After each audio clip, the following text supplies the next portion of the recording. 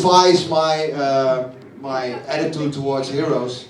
I always fell for a hero like Spider-Man. He was a normal dude.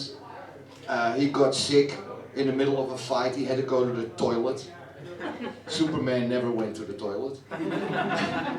And he was human, and I always wanted to be Spider-Man until I found out that spandex doesn't really become a grown-up. But that's later on. When I thought about the hero subject, of course Spider-Man was the first thing that came into my mind. I'm Peter Parker on Facebook, but Facebook didn't believe me because, Spider-Man. And of course my identity is secret, so I didn't send them the proof that I was actually Spider-Man. And now I'm Peter Jan Parker. Because the algorithm doesn't get that. For some reason I'm Peter Jan Parker. But I wanted to tell you two small stories. They're both true. I know that for a fact. And they're not dressed in spandex. That's one of the reasons it might be true. One of the stories is about a young man. He was about 18 when the Second World War started. He was Dutch. He was a metal worker, so that means you have to make bombs for the Nazis, basically. He didn't want to do that, so he left. And he went to Aalsmeer, which is where the flowers grow. I don't know if you know that area. And he hid, and he hid there for the duration of the war. Of course, when you're 18 in that particular situation, the resistance will ask if you want to help them out. He's 18, of course he wants to help them out. So this young boy becomes a bank robber. Because in that time you had food stamps, and food stamps were held in banks. And the resistance thought it was a good idea to get the food stamps and get them to the people that needed them.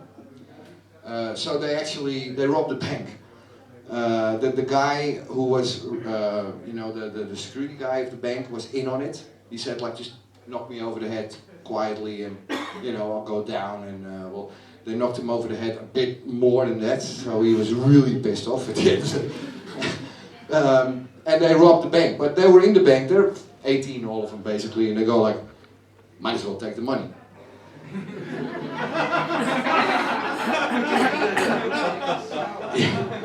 So they did. They took the money.